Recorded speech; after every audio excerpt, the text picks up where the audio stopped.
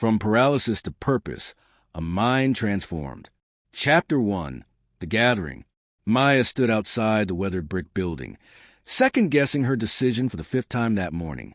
The converted warehouse stood in Brooklyn's industrial quarter, its large windows revealing a space that looked nothing like the sterile corporate training room she'd anticipated.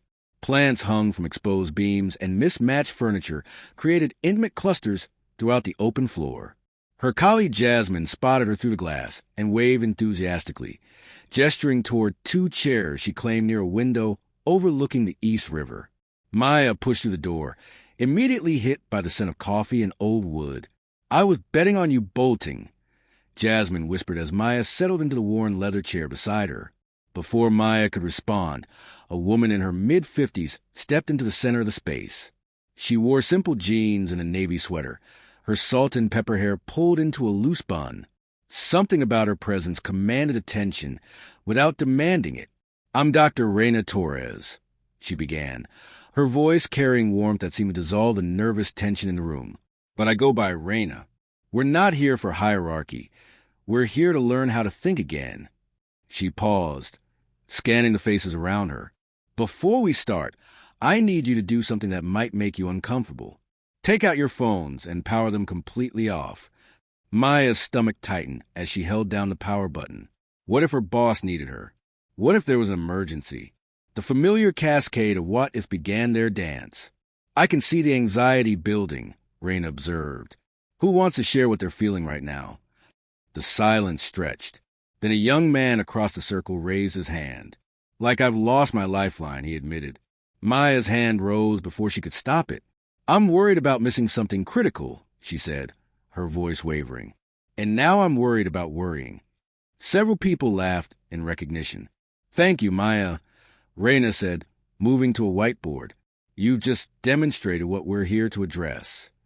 She wrote in bold letters, "Critical thinking is not equal to overthinking. Many of you have built careers on your analytical abilities," Reyna continued. "But somewhere, the tools started using you instead of the other way around." She drew two columns. Critical thinking, purposeful, time-bounded, solution-focused, action-oriented. Overthinking, circular, endless, problem-fixated, paralyzing. "The difference isn't depth," Reyna explained. "It's direction and purpose." Maya leaned forward, recognition flooding through her. How many nights had she spent trapped in mental loops, analyzing conversations until they became meaningless static? "Let's try something," Reyna announced. "Partner with someone nearby. Person A shares a current worry, but you only get 30 seconds. Person B asks 3 questions to understand, not solve. Then switch."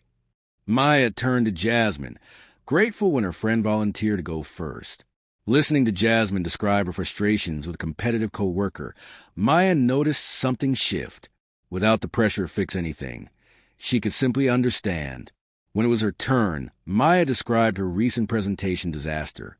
Jasmine's questions were simple but penetrating. What actually happened in that moment? How did people really react? What would you tell a friend who experienced this? The last question hit Maya like cold water. She would never judge a friend as harshly as she judged herself. "What did you notice?" Reyna asked when time was up. Hands shot up.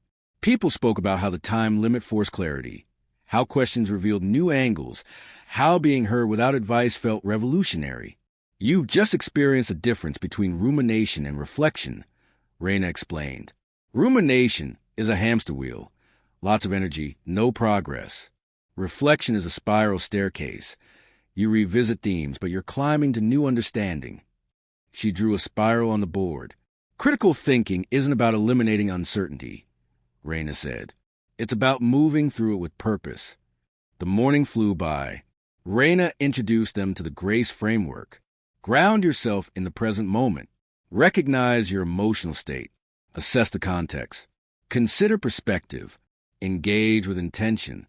As they broke for lunch, Reyna gave them their assignment. For 1 week, practice intentional thinking periods. 15 minutes daily. Set a timer. Focus on one specific issue. When time's up, write down one action step and move on. Maya scribbled notes, already feeling her mind complicate the simple task. I see some of you overthinking the assignment, Reyna said with a gentle smile. Remember, progress over perfection. The goal is consistency, not flawlessness.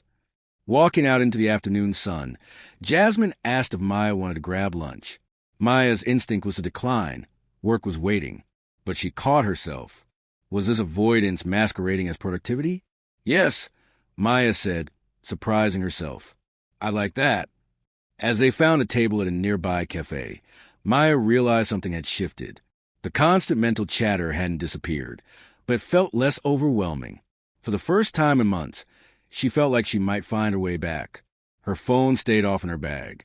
Somehow, the world hadn't ended. She pulled out her notebook to review the morning's insights, her eyes landing on Reyna's words at the top of the page. Critical thinking isn't about having all the answers. It's about asking better questions. Perhaps that was the first step, learning to question her own thoughts with curiosity rather than condemnation. She didn't know it yet, but this was just the beginning of a transformation that would challenge everything she thought she knew about herself and the way her mind worked. Chapter 2. The practice begins. Monday morning arrived gray and heavy, mirroring Maya's uncertainty as she sat at her kitchen counter.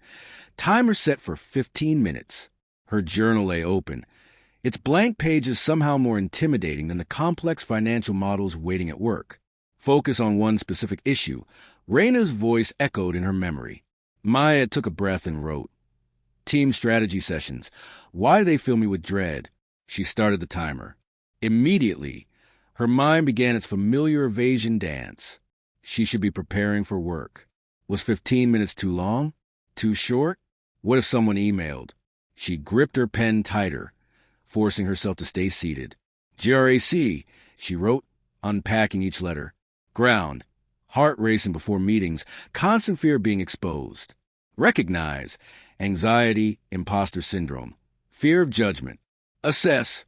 Started after promotion 6 months ago. Consider. Would I judge others as harshly? Engage. Blank. The timer chimed. She stared at the empty final section, frustration building. This wasn't the neat solution she'd hoped for. But Reyna's words came back. The goal isn't to solve everything in one sitting. It's to build awareness. Following instructions, she forced herself to write one action step. Arrived 10 minutes early to meetings to settle in. It felt insignificant compared to her anxiety's magnitude, but it was concrete. At the office, her colleague Diego waved her over. Maya, can you review the projections? Something's off, but I can't pinpoint it. Usually, this would trigger hours of perfectionist analysis, questioning every number, worrying about missing something. Today, she tried something different. Sure, she said, pulling up a chair. Let's set a timer for 20 minutes and see what we can find together. Diego looked surprised but nodded. Working with a constraint, Maya found herself more focused than usual. The time limit prevented her from spiraling. Having Diego there made it feel collaborative rather than like a test. There, she pointed after 15 minutes. The seasonal adjustment formula isn't accounting for the new market variables. That's cascading through everything. That's it. Diego grinned. I've been staring at this all morning. How'd you spot it so fast? Maya started to deflect, then caught herself. Fresh perspective helps, I guess. Walking back to her desk, she realized she'd just applied critical thinking without falling into overthinking. The time constraint had actually enhanced her clarity. Her satisfaction shattered when an email arrived. Team meeting moved to 10 a.m. Strategy review required. Her stomach clenched. The familiar parade of anxious thoughts began their march. She wasn't prepared. Everyone would see she didn't belong. She should have spent the morning preparing instead of journaling. Taking a breath, she pulled out her journal and flipped to a new page. 5 minutes until the meeting. Instead of spiraling, she wrote, Facts I know. I understand the current strategy. I've worked on these projects daily. I can ask questions if needed. One meeting doesn't define my worth. Following her morning's resolution, she packed up and headed to the conference room 10 minutes early. To her surprise, she wasn't alone. Her manager, Victoria, was already there reviewing notes. Maya, perfect timing. I wanted to run something by you before the others arrive. As they discussed a new client proposal, Maya felt her anxiety slowly ebbing. The extra time gave her space to settle, to remind herself she belonged here. When others filed in, she was already engaged in discussion, no longer an outsider looking in. The meeting wasn't perfect. She stumbled over a few explanations. At one point, she couldn't immediately answer a question about revenue projections. But instead of spiraling, she heard Reyna's voice. Perfectionism is progress's enemy. I'll need to verify those numbers, she said calmly. I can follow up this afternoon. No one seemed bothered. The meeting continued. The world didn't end because she lacked immediate answers. During lunch in the quiet office kitchen, she opened her journal again. Something felt different about today, and she wanted to capture it. Writing patterns emerged. The time-bounded analysis with Diego had been more effective than her usual endless reviewing. Arriving early to the meeting had actually reduced anxiety, rather than providing more time to worry. Her imperfect responses hadn't led to catastrophe. Maybe, she wrote, the goal isn't to eliminate uncertainty, but to learn to work with it. The afternoon brought new challenges. A client called with an urgent request that upended her carefully planned schedule. Her initial impulse was to cancel her therapy appointment to handle it. But Reyna's words about balance echoed. She took a moment for the grace method. Ground. Notice the rushing panic, the need to prove herself. Recognize. Feeling torn between responsibilities. Assess. This is about more than scheduling. Consider. Look at all options. Engage. Choose a solution. After this quick analysis, she delegated part of the client work to a capable junior team member, rescheduled non-urgent tasks, and kept her therapy appointment. Not perfect, but balanced. That evening during her reflection time, Maya realized critical thinking wasn't just about analyzing external problems. It was about understanding her own patterns of thought and behavior. She wrote, "Today I learned, time constraints can enhance focus rather than limit it. Preparation can be about centering yourself, not just gathering information. Imperfect action beats perfect paralysis." The timer chimed. Her action step. Schedule specific times for email checking instead of constant monitoring. Her phone buzzed with a text from Jasmine. How was day one of New Mind for you? Maya smiled as she typed. Messy, imperfect, but maybe that's exactly how it needs to be. Setting her phone aside, she noticed a tension in her shoulders had eased. One day hadn't transformed her into a perfectly balanced person, but had shown her that change was possible. Small steps, consistent practice, and most importantly, self-compassion. Tomorrow would bring new challenges. But for now, she allowed herself to acknowledge the small victories of the day. As Reyna had said, critical thinking wasn't about having all the answers. It was about learning to ask better questions. Today, she had begun to ask better questions of herself. And that was progress worth celebrating. Chapter 3. When Theory Meets Reality. 2 weeks after the workshop, Maya sat in her office staring at an email that made her previous anxieties seem almost quaint. The message was from the CEO herself, requesting Maya to lead a critical assessment of their largest client account, one that had been showing concerning signs of dissatisfaction. Your analytical abilities make you ideal for this. The email read, "We need someone who can think critically about where we're falling short and how to improve. Present findings to the executive board next Friday. 10 days. She had 10 days to analyze a complex client relationship, identify problems, and present solutions to the most senior people in the company. The familiar tide of panic began to rise. But this time, something was different. Instead of drowning in it, she reached for her journal. Grace in action. Ground. Heart racing. Tight chest. Urge either overwork or avoid. Recognize. Fear, yes, but also excitement. Pride at being chosen. Assess. This is a vote of confidence, not a test of worth. Consider. What would Reyna advise about approaching this? Engage. Break it down into manageable steps. Taking a deep breath, she flipped to a clean page and began listing what she actually knew versus what she was assuming, a technique Reyna had taught them. Known. Client has expressed dissatisfaction. We have a year's worth of data. I have access to the account team. I have relevant analytical skills. Assumed, I need to find perfect solutions. The board expects a flawless presentation. I'm not qualified for this. Failure would be catastrophic. Looking at these lists, she remembered Reyna's words. Assumptions are thoughts wearing fact costumes. Strip away the costume, and you can examine the thought itself. She decided to approach this project differently. Instead of diving into endless analysis alone, she would use critical thinking to guide her process. She created 3 phases: gather, analyze, synthesize, with specific time frames for each. First, she scheduled interviews with the account team, creating focused questions that would identify patterns rather than just collect complaints. It's refreshing, her colleague James commented after their discussion. Usually these reviews feel like witch hunts. You're actually trying to understand the system, not just find someone to blame. By day 4, patterns began emerging. The client's dissatisfaction wasn't about any single issue, but rather a disconnect between their evolving needs and the company's traditional service model. It was structural, not personal. This realization brought both clarity and new anxiety. Structural changes were harder to implement than personnel changes. Would the board be open to such fundamental recommendations? That evening during her reflection time, she found herself struggling with doubt again.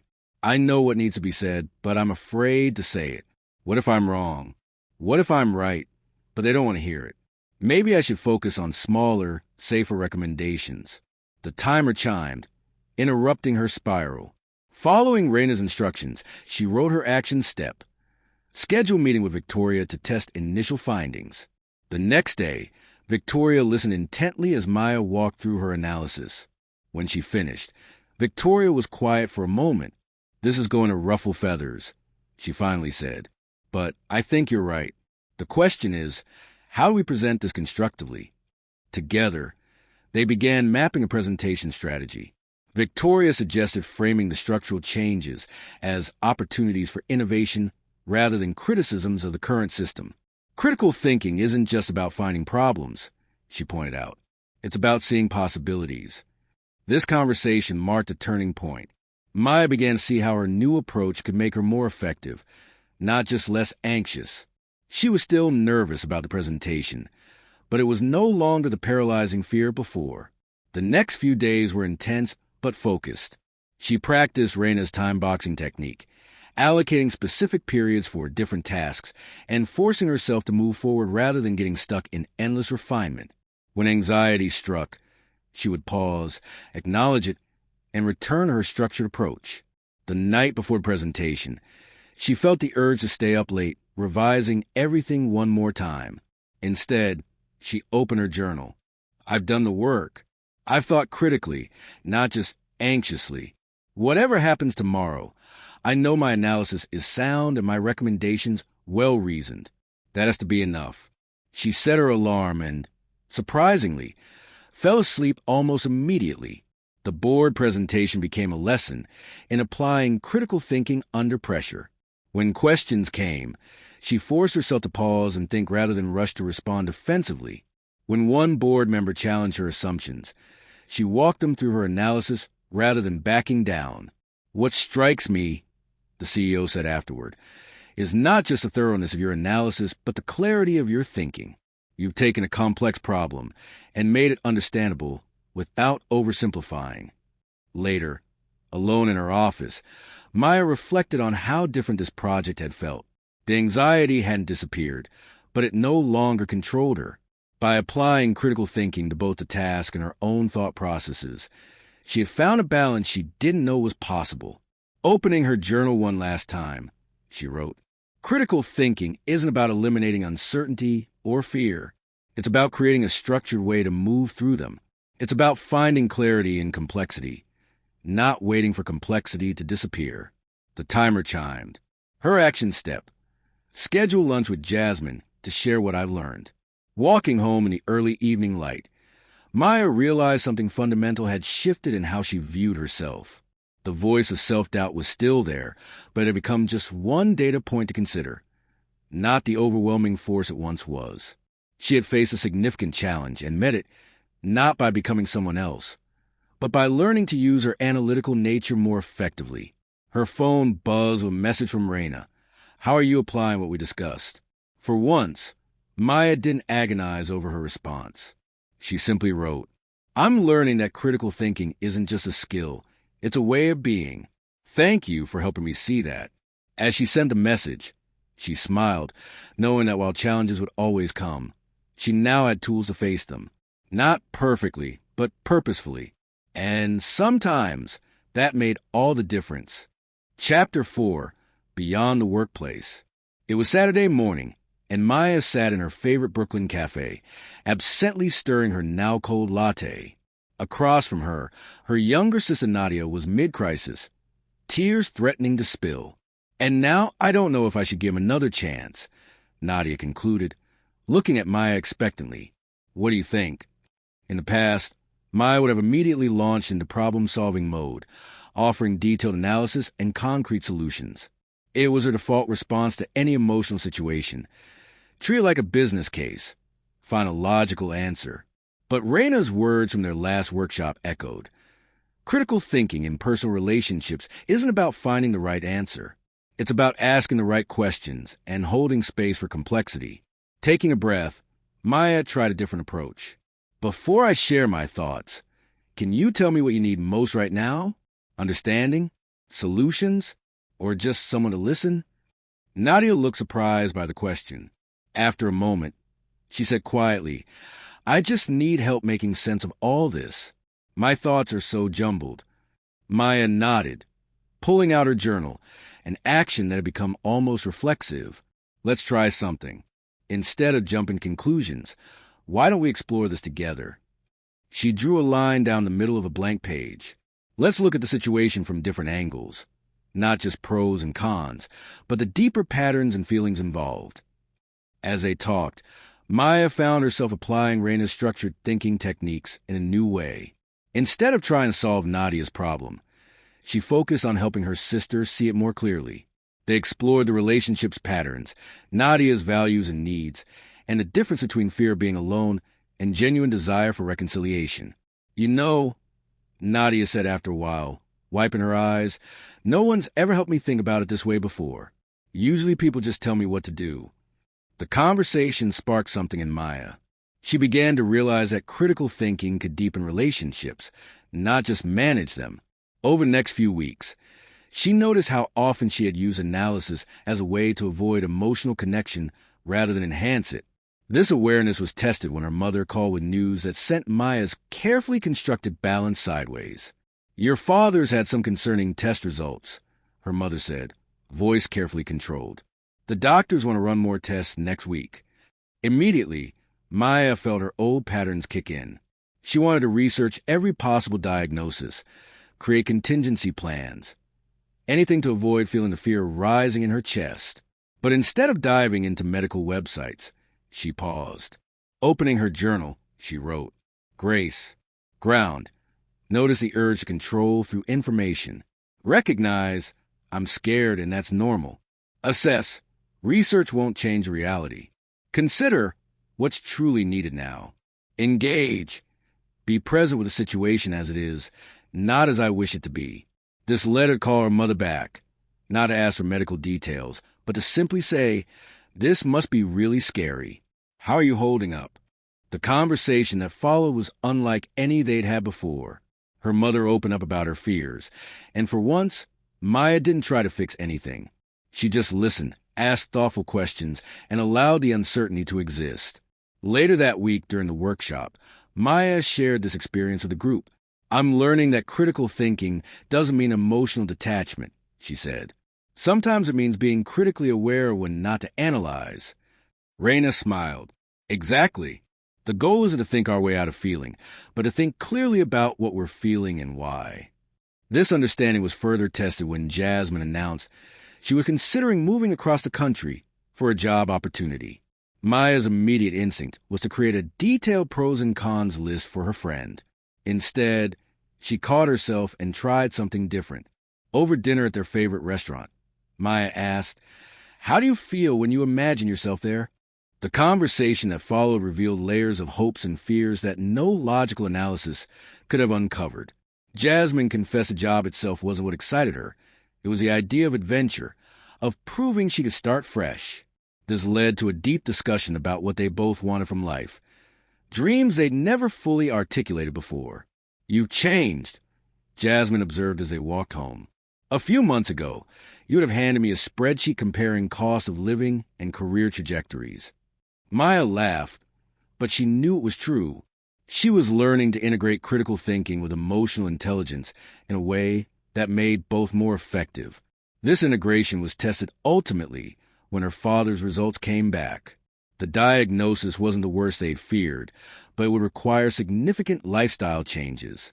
As the family gathered to discuss next steps, Maya found herself naturally falling into a new role. Instead of trying to control the situation through analysis, she helped facilitate a conversation that balanced practical needs with emotional support. She used her critical thinking skills to organize information and options, but she also made space for everyone's feelings and concerns. "You're good at this," her father said afterward, squeezing her hand. Finding the middle ground between thinking and feeling. That evening during her reflection time, Maya wrote, "Critical thinking in personal relationships means asking questions instead of offering solutions, making space for emotions without being overwhelmed by them, understanding that not every problem needs solving, recognizing when connection matters more than analysis." The timer chimed. Her action step: schedule weekly calls with Mom. No agenda, just connection. As she closed her journal, Maya realized how much her understanding of critical thinking had evolved. It wasn't just a tool for work or problem solving. It was a way of engaging with life that could actually deepen her relationships rather than distance her from them. Her phone buzzed with a text from Nadia. "Thanks for today, for helping me think and feel through things." Maya smiled as she replied, "That's what sisters are for." Later that night, preparing for bed, Maya reflected on how different her relationships felt now. The anxiety about saying or doing the wrong thing had lessened. Instead, she felt more present, more capable of genuine connection. She was learning that true critical thinking wasn't about having all the answers. It was about being willing to sit with the questions, both logical and emotional. This new understanding didn't make difficult situations easier, but it made them more manageable. She was no longer trying to think her way out of feeling or feel her way out of thinking. Instead, she was learning to do both, each informing and enriching the other. As she drifted off to sleep, Maya realized that perhaps this was what Reyna had meant about balance. Not the elimination of uncertainty or emotion, but the ability to hold both thought and feeling in a way that made life richer, deeper, and more genuinely connected. Chapter 5. Confronting old stories, the dream was always the same. Maya stood at the front of her college auditorium, frozen mid-speech during her senior thesis presentation, while laughter echoed around her. She woke with a start, heart pounding, the echo of that 5-year-old humiliation still ringing in her ears. It was 3 a.m.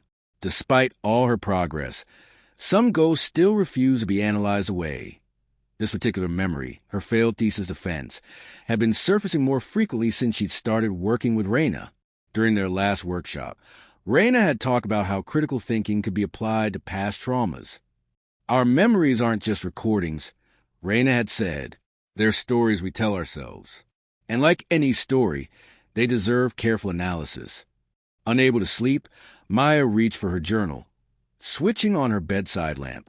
Instead of trying to suppress the memory as she usually did, she decided to examine it with her new tools. Grace analysis of college incident. Ground. Present feelings, shame, embarrassment, lingering sense of failure. Recognize. These feelings are old but still powerful. Assess. I was 21, perfectionist, under immense pressure. Consider. How would I view this if it happened to someone else? Engage. What can this memory teach me about my current patterns? As she wrote, something shifted. For the first time, she could see how this event had shaped her relationship with public speaking, with authority, with her own perfectionism. The memory wasn't just a source of shame. It was a key to understanding her present behaviors. The next morning, bleary-eyed but determined, Maya brought this insight to her therapy session with Dr. Kim. "I've been thinking about patterns," she began. "How one event can create a template for how we handle similar situations." Dr. Kim nodded encouragingly. "And what patterns have you noticed?" "Well, take the thesis incident. I've always seen it as proof I can't handle pressure. But using Reyna's critical thinking framework, I'm starting to see it differently. Maybe it wasn't about failure at all. Maybe it was about the impossibly high standards I set for myself. They spent the session exploring this new perspective. Dr. Kim introduced the concept of cognitive reframing. Not just analyzing past events, but actively challenging the narratives we build around them. Think of it like being a detective, he suggested. You're not trying to change what happened, but you're gathering new evidence about what it means. This idea resonated with Maya. Over the next few weeks, she began applying critical thinking tools to other difficult memories. Her parents' divorce when she was 10, her first professional setback, relationships that had ended badly. Each examination revealed patterns she hadn't noticed before. During one workshop session, Reyna had them partner up for an exercise in story archaeology. Maya worked with a regular attendee named Alex, who had become a friend over the weeks. Choose a memory that still has power over you, Reyna instructed. Then help each other examine it using the critical story analysis framework.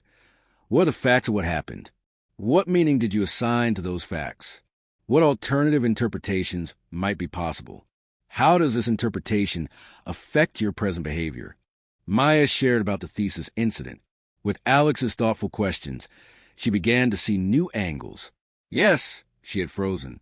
Yes, there had been some awkward laughter. But she had also recovered and finished the presentation. Her advisor had even complimented her on her resilience afterward. It's interesting, Alex observed, how we often edit out the parts of the story that don't fit our narrative. This insight led Maya to create a new journaling exercise she called evidence collection. When negative self-talk emerged, she would deliberately look for evidence that contradicted her assumptions. It was like being her own devil's advocate, but constructively.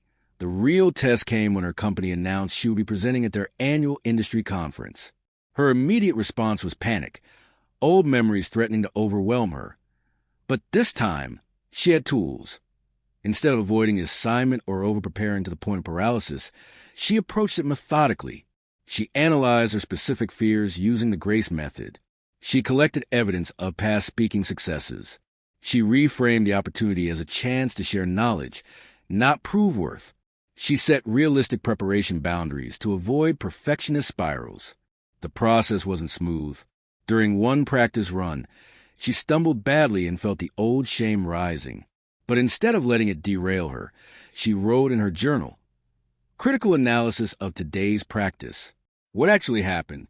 I lost my place and had to restart. What meaning am I assigning? I'm going to fail again. What's the evidence for and against this?" She listed both. What would I tell a friend in this situation? This structured approach helped her maintain perspective. She wasn't that 21-year-old student anymore. And this wasn't that auditorium. The conference presentation itself became a turning point. Standing at the podium, she felt the familiar flood of anxiety, but recognized it as normal rather than catastrophic. When she briefly lost her train of thought, she paused, took a breath, and continued, just as she practiced. Afterward, several attendees complimented her presentation, particularly noting how she'd made complex financial information accessible. One even commented on her composure during the Q&A session. That evening, during her reflection time, Maya wrote, "The past doesn't have to define the present. Critical thinking isn't just about analyzing current situations. It's about examining and challenging the stories that shape how we see ourselves." The timer chimed. Her action step. Schedule coffee with college friend Lena. Time to create new memories to balance the old ones at AS. She closed her journal. Maya realized that while she couldn't change the past, she could change how she carried it. The ghosts weren't gone, but they no longer had the power to paralyze her. They had become teachers instead of tormentors. Her phone buzzed. A message from Reyna. "Are you applying critical thinking to your personal narrative?" Maya smiled as she typed a response. Learning that every story can be re-examined, and every memory can be a source of growth rather than just pain. That night, as she drifted off to sleep, the old dream started to surface. But this time, instead of freezing in panic, she saw herself differently, not as a failure, but as a young woman learning valuable lessons about resilience and growth. The laughter faded, replaced by the sound of her own strong, clear voice telling a new story about who she was and who she was becoming. Chapter 6, When Heart Meets Mind. The email from HR arrived on a Tuesday afternoon. Company-wide restructuring. All team leads required to evaluate staff for potential role changes. Recommendations due in 2 weeks.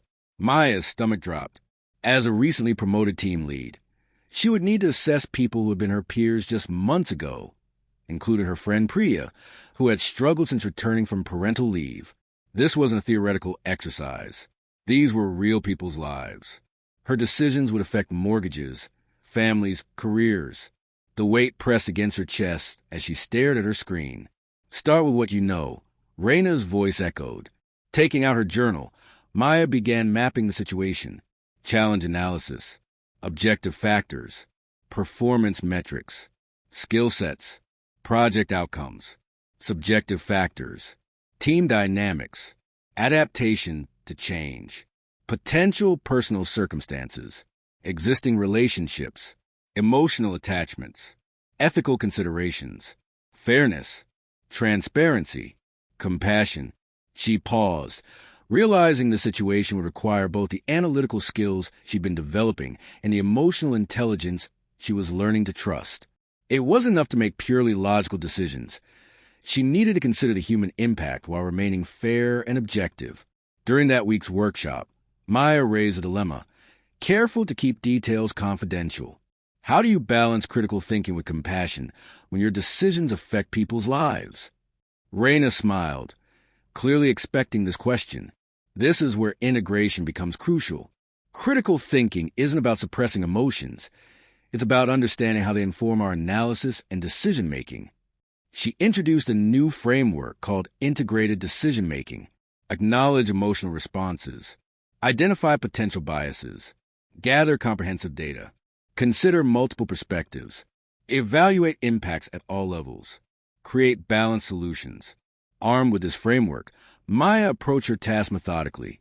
She started by acknowledging her own emotional investments in the team, writing them down to recognize where she might need to be especially careful about bias. For Priya's evaluation, this meant facing uncomfortable truths. While her performance had objectively declined, was it fair to make permanent decisions based on a temporary situation? How much should adaptation potential weigh against current performance? Maya decided to schedule individual meetings with each team member before making any recommendations. She prepared carefully, creating structured evaluation criteria while leaving room for open dialogue. Priya's meeting was the hardest.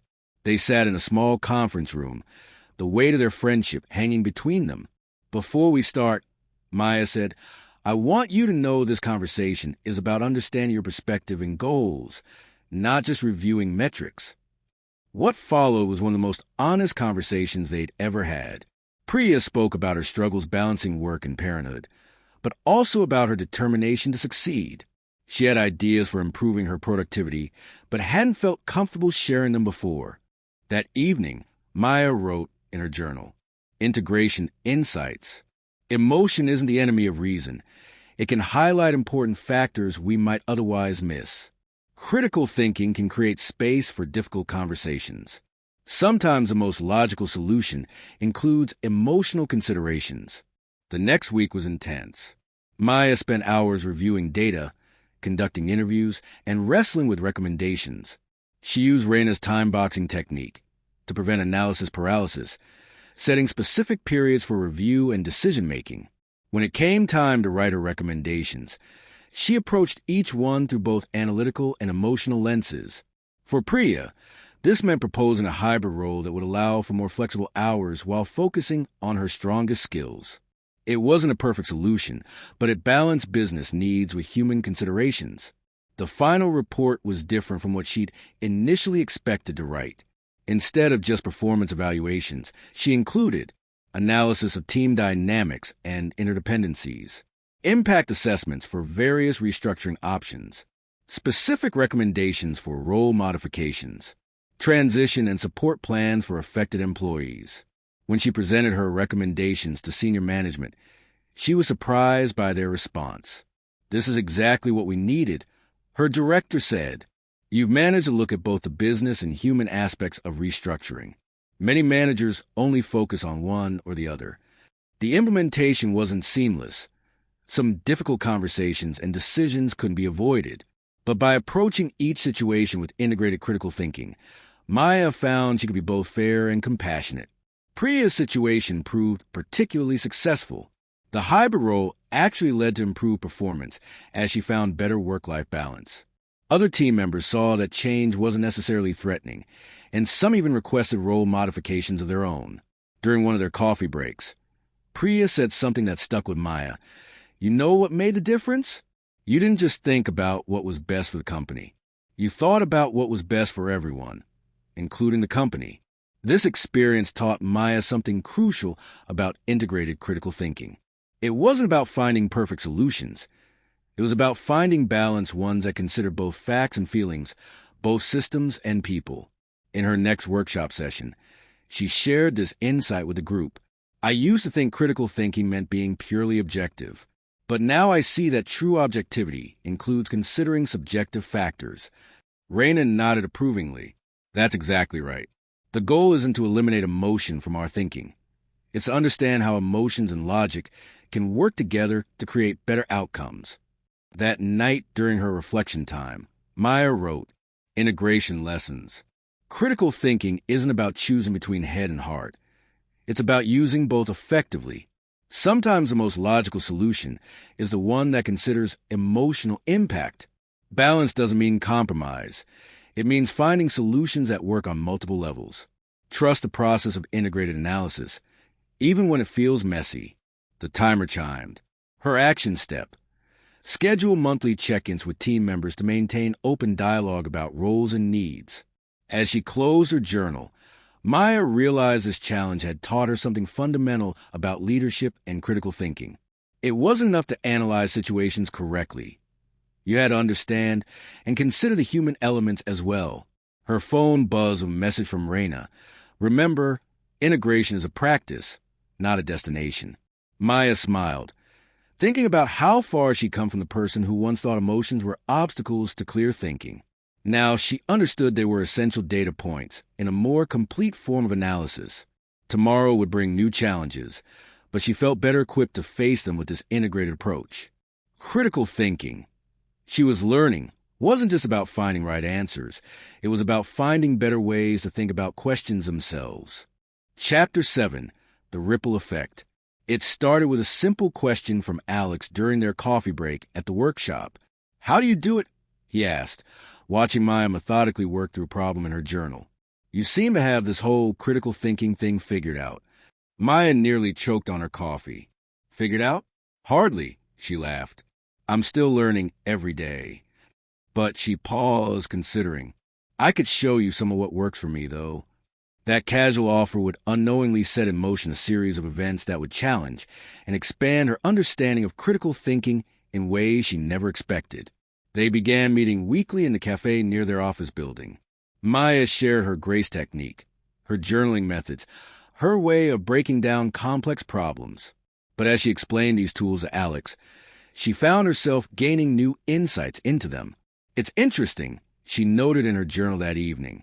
"Teaching something forces you to understand it more deeply. Every question Alex asks makes me examine my own assumptions and methods." Their informal sessions attracted attention. Soon Jasmine joined them, then Priya from work, then others. What started as casual coffee chats evolved into an informal study group meeting every Wednesday morning before work. Reyna, hearing about this development during their workshop, smiled knowingly. Teaching others is one of the best ways to deepen your own understanding, but it also comes with its own challenges. How do you handle it when someone applies the tools differently than you would? This question proved prophetic when Jasmine used the grace technique to reach a conclusion about her relationship that Maya completely disagreed with. Maya found herself struggling between respecting Jasmine's process and wanting to point out what she saw as flaws in her analysis. During her evening reflection, she wrote, "Teaching challenge. How do I share knowledge without imposing my perspective? When is it helpful to guide versus when should I let people find their own way? What's the difference between sharing experience and giving advice?" The answer came unexpectedly during a group session when Alex shared a struggle with a work decision. Maya started to offer her analysis, but then remembered Reyna's words about holding space for others' processes. Instead, she asked, "What does your gut tell you about the situation?" What followed was a fascinating discussion about integrating intuition with analysis.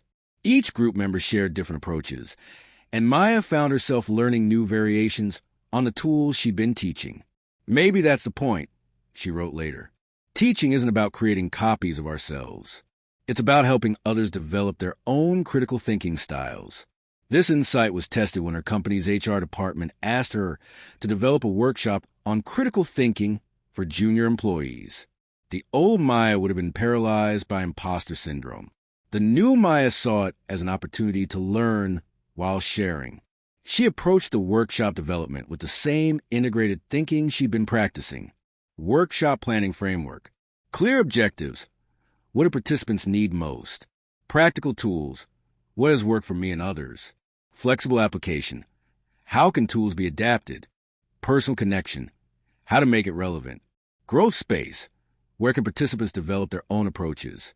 The first session was both terrifying and exhilarating. 20 young professionals looked at her expectantly as she began. Critical thinking isn't about finding perfect answers. It's about asking better questions. Throughout the day, she shared her own struggles and breakthroughs, using real examples from her journey. When participants asked questions she couldn't answer, she turned them back to the group. "What do others think? How might we approach this?" The response was overwhelming. Participants shared how they'd never thought about critical thinking as something that could be emotional as well as logical. One young woman stayed after telling Maya how relieved she was to hear that overthinking and anxiety were common challenges with real solutions. But the real breakthrough came during the second workshop session, when a participant challenged her method for dealing with uncertainty. Instead of defending her approach, Maya asked him to explain his alternative. His insight about incorporating mindfulness techniques added a dimension she hadn't considered. That evening, her journal entry read, "Teaching Revelations." Every person's critical thinking journey is unique. Questions are often more valuable than answers. The best teachers remain students. Growth happens in unexpected directions. The study group continued to evolve. They started taking turns leading sessions, each person bringing their own perspective and experiences. Some focus on emotional intelligence, others on practical problem solving, still others on creative approaches to analysis. During one particularly powerful session, Priya shared how she'd adapted the GRACE technique for her 5-year-old, helping him understand and express his emotions. "It's not just about critical thinking anymore," she said. "It's about critical feeling too." This sparked a deep discussion about how these tools could be adapted for different contexts and ages. The group began collecting stories of how they were sharing these skills with family members, friends, and colleagues. Maya brought these insights back to her own practice. She found herself becoming more flexible in her application of critical thinking tools, more open to alternative approaches, more willing to experiment with new methods. During one workshop with Reyna, she shared how teaching had transformed her understanding. "I thought I was just sharing techniques, but I'm learning that critical thinking is really about creating space for growth, both for ourselves and others." Reyna nodded. That's the beautiful paradox of teaching. The more we share, the more we learn. The timer chimed for her evening reflection, and Maya wrote, "Grow through teaching. Every person I teach shows me a new aspect of critical thinking.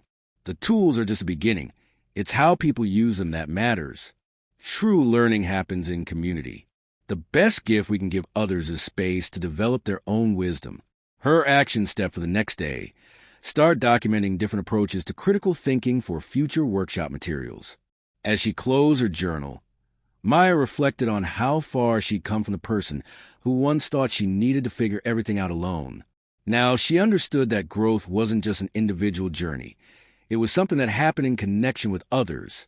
Her phone buzzed with a group message from the study group. Same time next week, bringing new perspectives and questions. Maya smiled as she typed a response. Always ready to learn something new. The journey of critical thinking, she was discovering, wasn't just about developing personal wisdom. It was about creating ripples of growth that could touch and transform others. And in that transformation, she found herself growing in ways she never expected. Chapter 8, Crossroads. The offer letter sat unopened in Maya's inbox like a digital time bomb. A prestigious consulting firm in Singapore, the kind of opportunity that comes once in a career, the kind that would uproot her entire life. 6 months ago, she would have immediately spiraled into analysis paralysis, creating endless pros and cons lists while lying awake at night imagining every possible outcome. But now, sitting in her quiet apartment as evening light filtered through the windows, she reached for her journal and wrote, "Pause before panic. Grace. Ground. Present moment awareness. Feel the excitement and fear. Recognize all emotions without judgment. Assess. This is a complex decision requiring time. Consider. Step back to see the bigger picture. Engage with the process rather than rushing to decide." The timing felt almost cosmic. Just that morning, Reyna had led a workshop session on making life-changing decisions. "The biggest mistakes," she had said, "happen when we try to make purely logical decisions about emotional matters or purely emotional decisions about logical matters. The key is integration." Maya decided to approach this decision differently than she would have before. Instead of diving straight into analysis, she gave herself permission to feel everything first.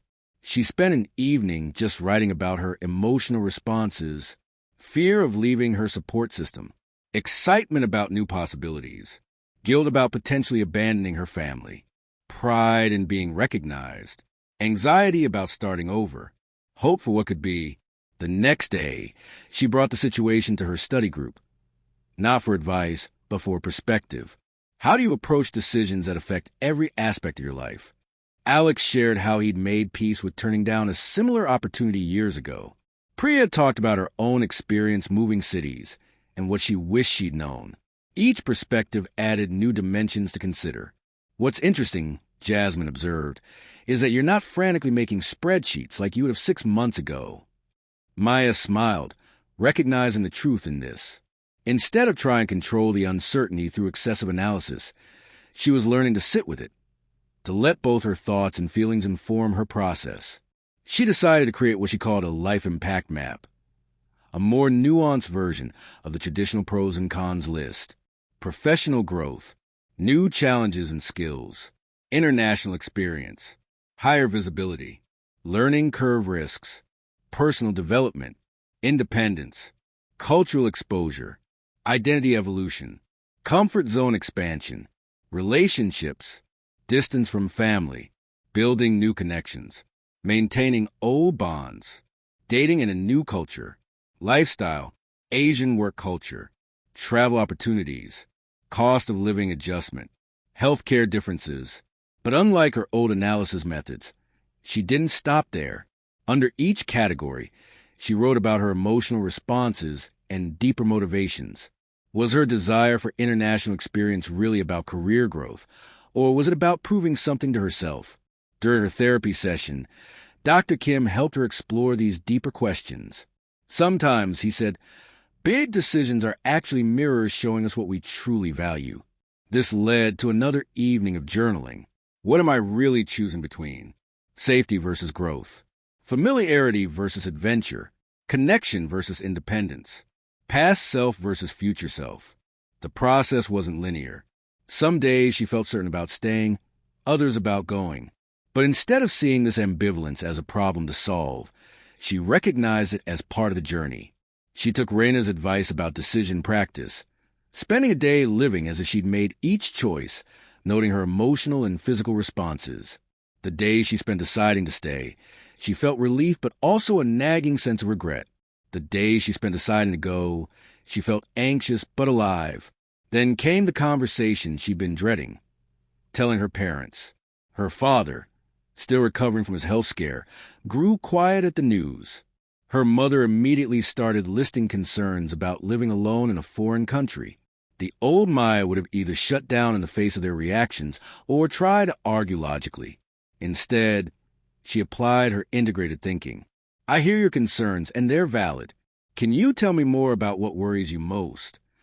This opened a deeper conversation about family bonds, personal growth, and how love can stretch across oceans.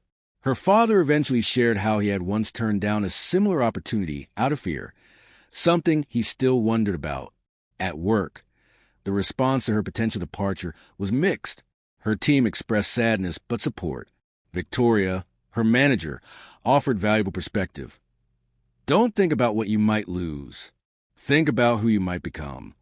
These words echoed in Maya's mind as she sat down for a final decision-making session. She had given herself 3 weeks to process. Now it was time to choose.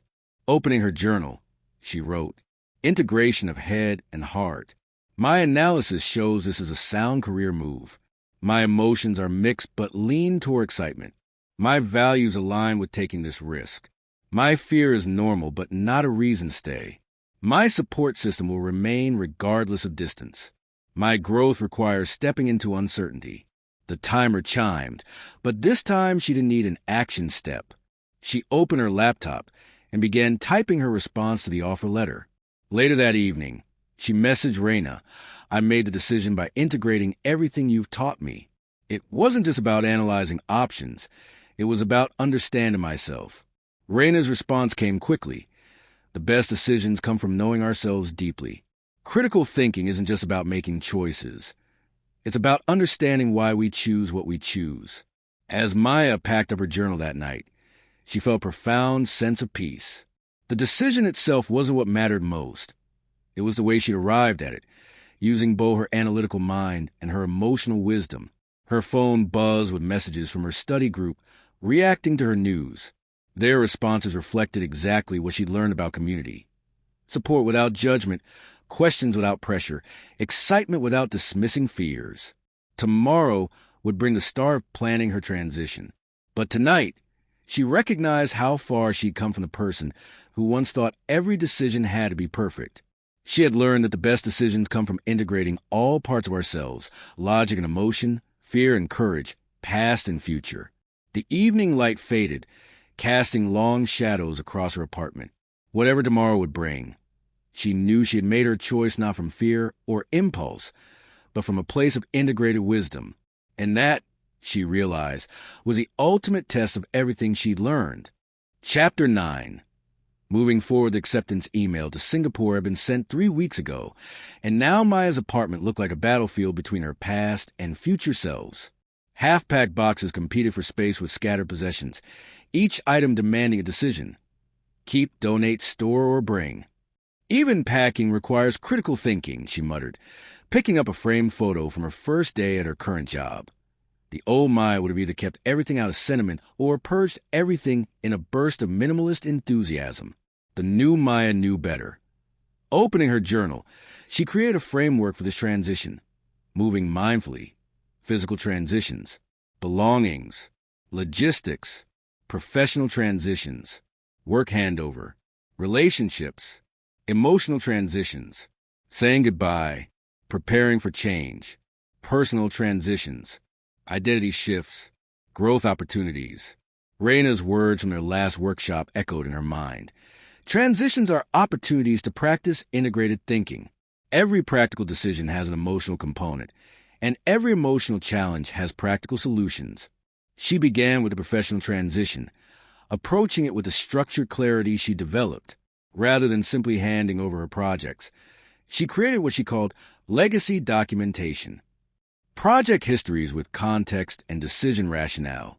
Relationship maps showing key stakeholders and dynamics. Lessons learned and potential future challenges. Personal insights about team members' working styles. During one handover session, her colleague Tom remarked, "This is incredibly thorough. Most people just dump their files and run." Maya smiled, remembering how she once would have done exactly that, either from avoidance or from thinking only about the technical aspects of transition. "I've learned that good handovers are about people as much as processes," she replied. "The emotional aspects of transition proved more challenging. Each goodbye coffee or lunch brought mixed feelings that no amount of critical thinking could fully resolve. During one particularly difficult farewell with her study group, she found herself fighting tears. "You know," Alex said, "it's okay to feel sad and excited at the same time. That's what you taught us. Emotions don't have to be logical to be valid. Hearing her own lessons reflected back to her was both humbling and empowering. That evening she wrote, "Transition insights. Change can be both right and difficult. Endings and beginnings coexist. Growth requires letting go. Support systems can stretch across oceans. The practical aspects of moving abroad demanded all her newfound skills. Instead of getting overwhelmed by the countless tasks, she applied Reyna's time boxing technique, dedicating specific periods to different aspects of the move. Morning, work handover. Afternoon, moving logistics.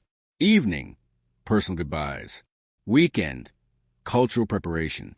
She also created what she called decision domains to handle the constant stream of choices. Quick decisions, 5 minutes or less. Basic packing choices. Daily logistics.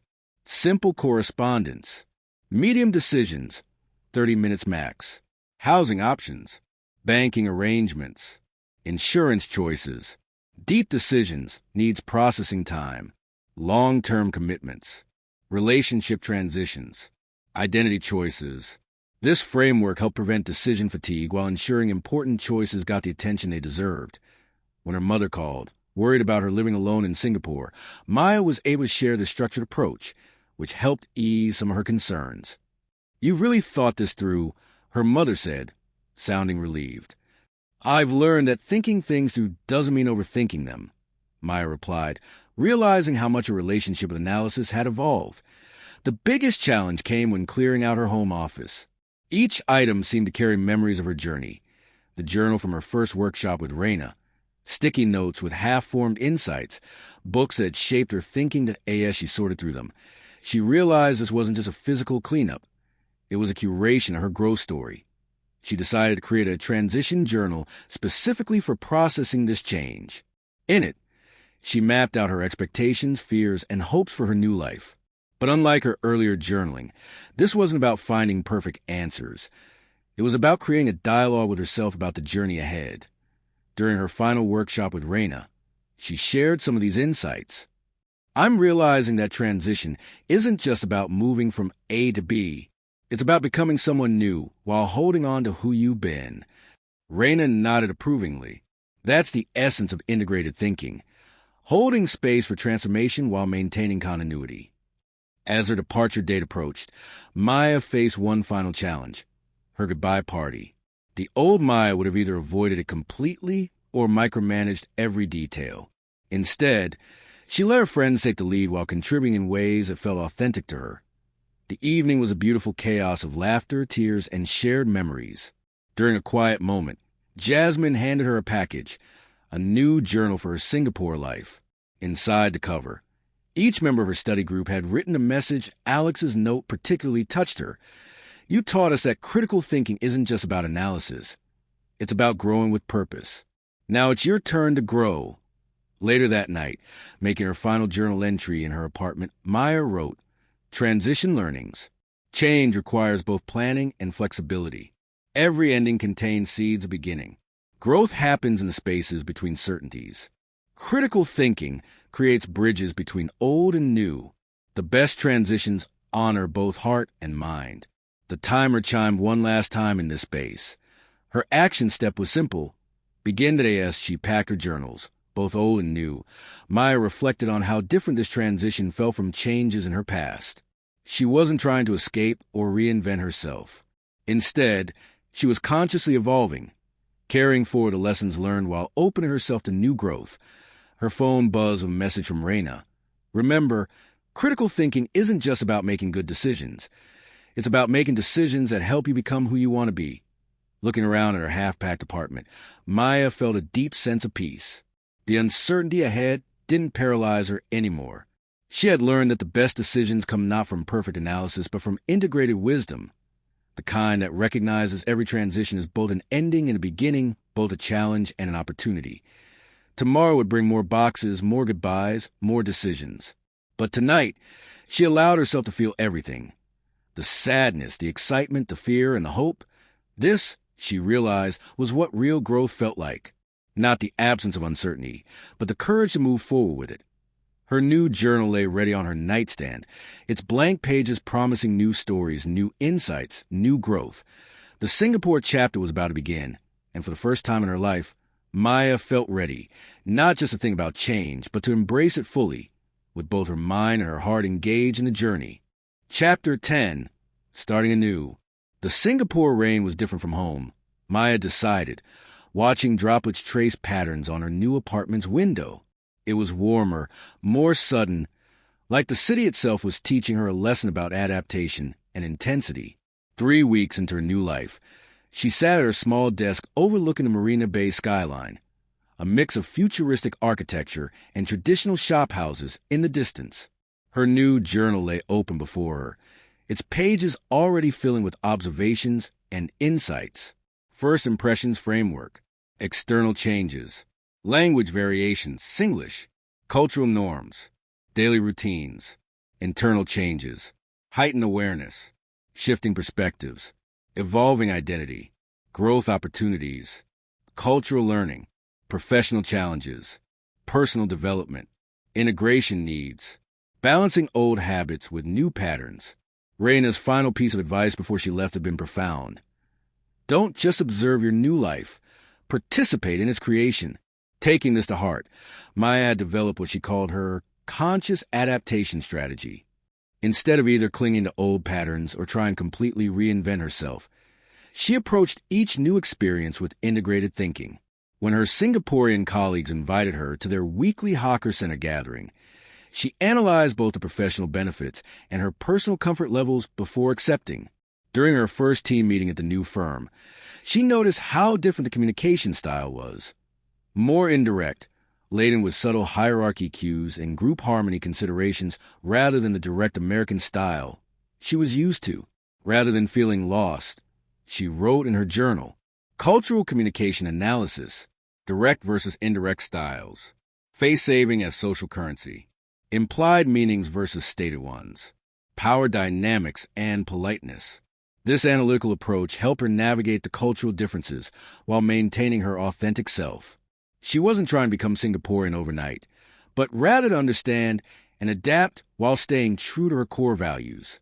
One particularly challenging moment came during a client presentation. She had prepared thoroughly, but the client's response seemed lukewarm. Later, her new manager, Wei Jun, pulled her aside. "Excellent content," he said, "but perhaps a bit too assertive for our Singapore clients. They prefer their expertise served with more humility and deference to the group." The old Maya would have either defensively justified her style or anxiously tried to completely change it. Instead, she took out her journal that evening. Grace analysis of presentation. Ground. Present reality, different cultural expectations. Recognize frustration but also curiosity. Assess. Cultural communication styles, not personal failure. Consider. What can I learn from this? Engage. How to adapt while staying authentic. This reflection led her to develop a hybrid presentation style that maintained her clarity while incorporating more Asian sensibilities. It was a small win, but it represented something bigger, the ability to adapt without losing herself. Her weekly video calls with the study group became anchors in her new life. They had evolved into a kind of international think tank, each member bringing perspectives from their own challenges and growth. "It's fascinating," Alex commented during one call, "how you're using critical thinking to navigate cultural adaptation. It's like you're creating a new framework for international transitions." This observation sparked an idea. Maya began documenting her adaptation process more systematically, thinking it might help others in similar situations. She created what she called the cultural integration matrix. 1. Observation phase. Document differences without judgment. Notice emotional responses. Identify patterns and norms. 2. Analysis phase. Compare with familiar contexts. Understand underlying values. Recognize potential growth areas. 3. Integration phase. Experiment with adaptation. Maintain authentic core. Create hybrid approaches. 4. Evolution phase. Develop new perspectives. Enrich personal identity. Contribute unique insights. Her apartment gradually transformed from a blank slate into a home. Each decision about its arrangement reflected her evolving identity. She placed her old journals on a shelf alongside new books about Southeast Asian business culture, a physical representation of her growing integration. One rainy Sunday, exploring her new neighborhood, she found herself in a small bookshop tucked between hawker stalls. The elderly owner, noticing her accent, struck up a conversation about American authors. What started as a casual chat turned into a 2-hour discussion about cultural perspectives in literature. That evening she wrote, "Integration Insights. Every interaction is an opportunity for learning. Cultural differences reveal unconscious assumptions. Growth happens in the space between familiar and foreign. Identity is both stable and evolving." Her professional life began to take on new dimensions as well. The Singapore office operated differently from what she was used to, more emphasis on consensus building and long-term relationship cultivation, less on individual achievement. She found herself drawing on everything she'd learned about integrated thinking to navigate these new waters. During a particularly challenging client meeting where cultural and professional expectations seemed to clash, she remembered Reyna's words about holding multiple perspectives simultaneously. Instead of trying to force one approach, she created space for dialogue that bridged different ways of thinking. "You have an interesting way of bringing people together," her colleague Maylin observed afterward. "It's like you can see all the angles at once." This comment led to another journal entry, "Professional Evolution. Critical thinking translates across cultures. Integration skills facilitate connection. Adaptation doesn't mean abandonment. Growth comes from synthesis, not surrender." As her first month in Singapore drew to a close, Maya received an email from Reyna. "How are you applying your skills in your new context?" The response she crafted surprised her with its clarity. "I'm learning that critical thinking isn't just about analyzing situations. It's about creating bridges between different ways of being. Every day brings opportunities to integrate new perspectives while honoring old wisdom. Singapore isn't just teaching me about a new culture. It's showing me new ways to think about thinking itself." That evening, settling into her new favorite spot by the window, Maya realized something profound. The rain that seemed so foreign 3 weeks ago now felt familiar, even comforting. Just as she had learned to integrate critical thinking with emotional intelligence, she was now learning to integrate different cultural ways of seeing and being. Her timer chimed for her evening reflection, and she wrote, "New Horizons Insights. Every ending leads to unexpected beginnings. Growth requires both roots and wings. Integration happens in small daily choices. Identity expands through conscious adaptation. Critical thinking creates bridges across cultures." Her action step for tomorrow was simple but significant. Start a Singapore critical thinking group. As she closed her journal, a sense of possibility washed over her. She wasn't just surviving in a new place. She was creating something new, both within herself and in her environment. The journey of critical thinking, she realized, never really ended. It just kept opening new doors, leading to new horizons, each one richer and more complex than the last. The Singapore rain continued its warm percussion against her window, no longer foreign, not quite familiar, but perfectly suited to this new chapter of her story. Tomorrow would bring new challenges, new insights, new opportunities for growth. And for the first time in her life, Maya felt fully equipped to embrace them all, with both heart and mind engaged in continuing adventure of conscious living. Chapter 11. Creating Ripples, the Singapore Critical Thinking Group started modestly enough. Just Maya and 3 colleagues from her firm meeting in a quiet corner of a local capitium. Maylin, who had been intrigued by Maya's approach to the challenging client meeting, brought along 2 others, Rajesh from finance and Chen from strategy. "I'm not sure what I expected," Maylin admitted during their first meeting, "but I know we need something different. The old ways of thinking aren't keeping up with how fast everything's changing." Maya opened her journal, smiling at how familiar this felt even thousands of miles from her original study group. "Let's start with something I learned from my mentor," she said. "It's called the Grace Method." As she explained the framework, she watched their faces shift from polite interest to genuine engagement. Rajesh, who had been skeptical at first, suddenly sat up straighter when she described how the method could help with technical decision-making. This could completely change how we approach system updates, he said, already scribbling notes. We're always rushing to solutions before we truly understand the problems. Chen nodded enthusiastically. And in strategy, we often get so caught up in trends that we forget to step back and analyze what our clients really need. The session flew by, and before they knew it, 2 hours had passed. As they packed up, Mei-Lin lingered. There's something different about how you approach problems, she said. It's like you're combining analytical thinking with something else. Emotional intelligence, Maya supplied. I used to think they were separate skills, but now I see them as 2 parts of the same whole. That evening during her weekly video call with her original study group back home, Maya shared her experience starting the Singapore group. It feels like coming full circle, she said. Like I'm passing on what I learned, but also learning so much more in the process.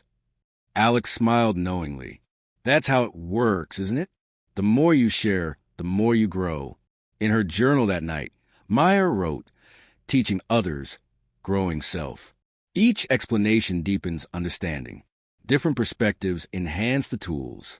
Cultural variations add new dimensions. Growth happens in community. The Singapore group grew quickly. Word spread, and soon they had to move to a larger space. Each week brought new faces and new challenges to explore. Maya found herself adapting the tools she'd learned to address different cultural contexts and professional situations. During one particularly memorable session, they tackled the challenge of cross-cultural communication in global teams. Rajesh shared his frustration with late-night calls to European headquarters, while Chen spoke about miscommunications with Australian colleagues. Maya introduced them to her cultural integration matrix, but something interesting happened. As the group discussed it, they began adding their own dimensions and insights. The matrix evolved, becoming richer and more nuanced with each contribution. This is brilliant, Mei-Lin said afterward. We're not just learning tools. We're creating new ones together. But success brought its own challenges. As the group grew, Maya found herself struggling with familiar doubts. Was she qualified to lead this? Was she doing enough? Was she doing it right? One evening, feeling particularly overwhelmed, she opened her journal. Grace in progress. Ground. Present moment. Feeling the weight of responsibility. Recognize. Both pride and anxiety are present. Assess. Growth involves uncertainty. Consider. What would Reyna say? Engage. How can this challenge become an opportunity? The answer came unexpectedly during the next session. Instead of leading as usual, she decided to step back and let others facilitate different segments. The result was transformative. Each person brought their own style and insights, creating a richer learning environment than she could have created alone. This experience led to a new structure for group where leadership rotated and everyone contributed their expertise. The sessions became more dynamic, blending different cultural perspectives with various professional insights. Point one, particular breakthrough came when Chen suggested combining the grace method with traditional Confucian problem-solving approaches. The resulting hybrid framework proved surprisingly effective, especially in their hierarchical corporate environment. It's like we're creating a new language, Rajesh observed, one that bridges different ways of thinking. Maya shared these developments with Reyna via email, who responded with characteristic wisdom. Remember, the goal isn't to replicate what you learn, but to let it evolve and grow in new soil. This permission to innovate freed something in Maya. She began to see how her journey with critical thinking was part of a larger pattern of evolution. Each person who engaged with these tools changed them, improved them, made them their own. During one session, as she watched Mei-Lin masterfully guide the group through a complex analysis using a combination of techniques, Maya felt a profound sense of completion. She wrote in her journal, "Full circle moments. Teaching becomes learning. Tools evolve through sharing. Growth spreads in unexpected ways. Leadership means letting others lead. Everything builds on what came before." The impact of the group began to ripple outward. Participants reported better decision-making at work, improved relationships, and greater confidence in handling complex situations. Some started their own smaller groups in their departments or with their teams. But perhaps the most significant change was in how Maya viewed her own growth. She no longer saw herself as someone who had mastered critical thinking, but as part of an ongoing evolution of thought and practice. During one humid evening session, as the group worked through a particularly challenging case study, Maya looked around the room. Rajesh was sketching a decision tree on the whiteboard. Chen was offering insights about stakeholder management in Asian contexts. Mei Lin was taking notes in her own journal, a habit she'd picked up from Maya. In that moment, Maya realized something profound. The tools and techniques weren't the most important part of what she'd learned and was now sharing. The real value was in creating spaces where people could think differently together, where growth was collaborative rather than competitive. Her timer chimed for her evening reflection, and she wrote, "Legacy thoughts. True growth creates more growth. Teaching is a form of learning. Evolution happens through sharing. Every end is a new beginning." Her action step surprised her. Start planning the next evolution as she closed her journal. Her phone buzzed with a message from Jasmine back home. "You created something beautiful there. We can feel the ripples even here." Maya smiled, thinking about how far she'd come from the person who once thought she needed to have all the answers. Now she understood that the real joy wasn't in having answers, but in creating spaces where questions could lead to collective growth. The Singapore rain continued outside, no longer foreign or even familiar, but simply part of the ongoing story. A reminder that growth, like water, finds its own paths and creates its own patterns. Tomorrow would bring new challenges, new questions, new opportunities for evolution. And Maya was ready, not because she had all the answers, but because she had learned to love the questions themselves. Chapter 12. The Continuing Journey. 1 year after her move to Singapore, Maya found herself on a plane headed home for a visit. Her original journal sat in her lap, its pages worn and familiar, while her newest Singapore journal, filled with fresh insights, rested in her bag. As the plane crossed the Pacific, she opened the old journal, tracing her fingers over entries for what felt like a lifetime ago. "It's strange," she wrote in her current journal, "how you can return to the same words and find new meanings in them, like the person who wrote them and the person reading them are having a conversation across time." The trip home wasn't just a visit. She had been invited to speak at a leadership conference about critical thinking and cultural adaptation. The invitation had arrived 3 months ago, and her initial reaction had surprised her. Instead of anxiety, she felt ready, not confident in a brittle way, but grounded in her experiences and the wisdom they had brought. Her presentation was titled The Integration Journey, Critical Thinking Across Cultures, but it was really about something bigger, the way growth spirals upward, revisiting familiar ground from new heights. She had structured it around what she called the 5 realizations. Critical thinking is not just a skill, but a way of being. Integration happens at multiple levels simultaneously. Growth occurs in community, not isolation. Teaching and learning are 2 sides of the same coin. Every ending contains the seeds of new beginnings. As she reviewed her notes, memories flooded back.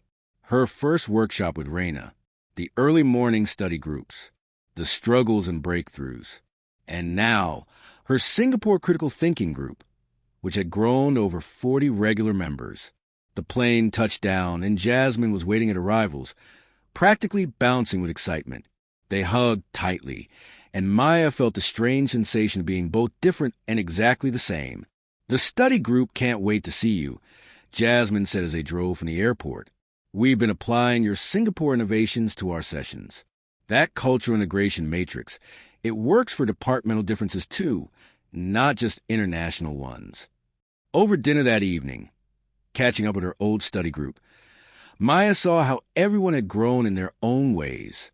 Alex had started mentoring junior employees in critical thinking techniques. Priya had developed new approaches for working parents to manage overwhelm. They were all evolving the tools, making them their own. "You know what's funny?" Alex said. "When you first left, we worried the group wouldn't be the same without you, but your leaving actually pushed us to step up in new ways." Maya nodded, understanding completely. That's the thing about real growth. It creates more growth. The conference presentation itself became a demonstration of everything she'd learned. Instead of delivering a traditional speech, she created an interactive session that combined elements from both her original training with Reyna and her Singapore innovations. "Critical thinking," she told the audience, isn't about eliminating uncertainty. It's about dancing with it. It's about finding ways to move forward, even when we don't have all the answers. She shared stories from both sides of the Pacific, showing how different cultures approach similar challenges. But more importantly, she showed how these differences could enrich rather than complicate our understanding. During the Q&A, someone asked how she handled the pressure of major life changes. Maya smiled, remembering her old patterns of anxiety and overthinking. I learned that pressure isn't the enemy. It's information. The key is learning to listen to it without being ruled by it. After the conference, Reyna met her for coffee. Seeing her mentor again was both emotional and illuminating. They had maintained regular contact, but sitting across from her felt different, like meeting as colleagues rather than teacher and student. You've created something beautiful, Reyna said, but more importantly, you've allowed it to create you. That evening, in her old favorite cafe, Maya wrote, "Full Circle Insights. Every return shows us how far we've come. Growth isn't linear but spiral. Teaching is the highest form of learning. Community creates exponential growth. The journey never really ends." Her phone buzzed with messages from her Singapore group, sharing how their latest session had gone. They were already incorporating ideas from her conference presentation, adapting them for their own needs. Looking at her two journals side by side, the old and the new, Maya realized something profound. The person she had been when she started this journey wasn't gone. She had evolved. Her old patterns of overthinking had transformed into tools for deeper understanding. Her anxiety about uncertainty had become curiosity about possibilities. She wrote, "The journey continues. Each ending creates new beginnings. Every tool can be reimagined. Growth spirals upward, not forward. Integration never stops." Wisdom comes from living questions. As she prepared to return to Singapore, Maya felt a deep sense of completion that paradoxically opened up new possibilities. She wasn't finishing a journey, but continuing one that would keep evolving as long as she remained open to growth. Her timer chimed one last time in her old cafe. Her action step wasn't about doing something new, but about recommitting to the ongoing journey. Keep dancing with uncertainty. Later that night, packing for her return flight, she placed both journals in her carry-on bag. The old one reminded her where she'd come from. The new one showed her where she might go. But the real journey, she knew, wasn't accorded in either book. It was written in the way she now moved through the world, in the ripples she created, and in the growth she inspired in others. Her phone buzzed with a final message from Reyna. "Remember, the best teachers never stop being students." Maya smiled, knowing that tomorrow would bring new challenges, new questions, new opportunities for growth. But now she understood that was exactly as it should be. The journey of critical thinking wasn't about reaching a destination. It was about continuing to evolve, to learn, to grow. And she was ready for whatever came next, not because she had all the answers, but because she had learned to love the questions themselves. Epilogue, Seeds of Change. 2 years after her first workshop with Reyna, Maya sat in her Singapore apartment surrounded by journals, some completed, some in progress, each marking different phases of her journey. Outside, the familiar warm rain created a gentle backdrop to her reflection. She was writing the introduction to a book Reyna had encouraged her to create, one that would share her journey and insights with a wider audience. As she typed, she could almost hear the voices of all those who had been part of her story.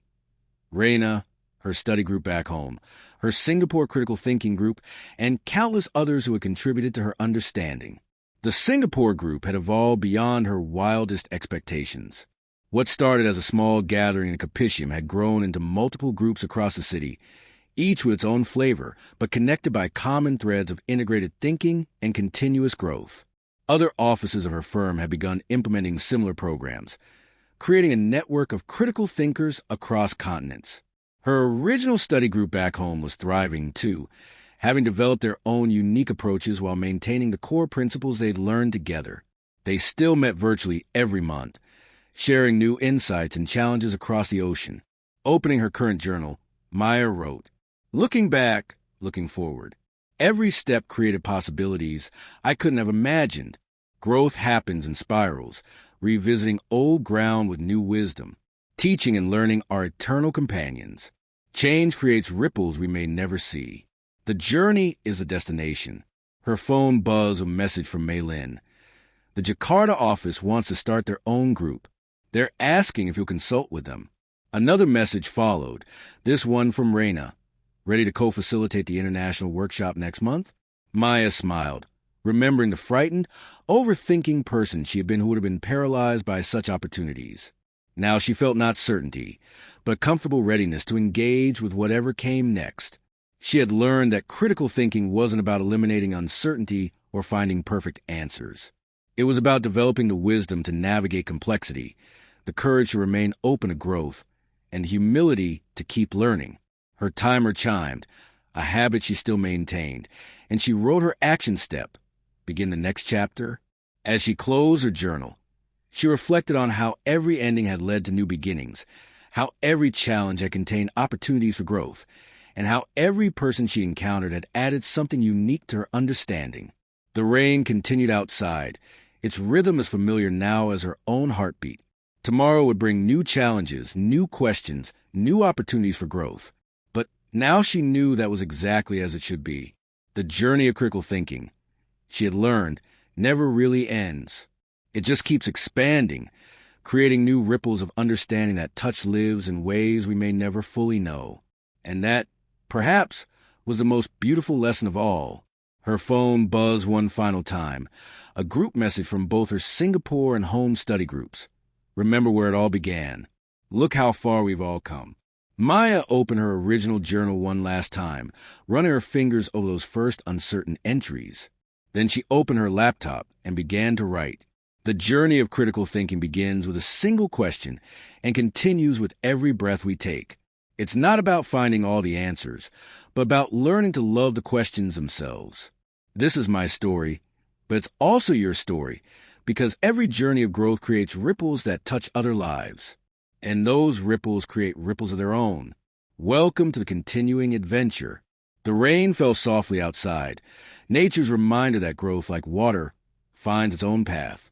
And somewhere, someone else was beginning their own journey, asking their first questions, taking their first steps toward integrated thinking and conscious growth. The story continues as all good stories do, not with an ending, but with new beginnings waiting to unfold. In her final journal entry of the day, Maya wrote, "To all those starting their journey, may you find the courage to question, the wisdom to listen, the strength to grow, and the joy of continuous discovery. The path is yours to create. The questions are yours to ask.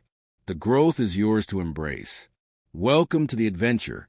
And with that, she closed her journal, ready for whatever tomorrow might bring, knowing that every end is just another beginning in disguise. The rain continued its gentle pattern, a reminder that some things change while others remain constant, and that wisdom lies in knowing the difference and remaining open to both. The journey continues. The end.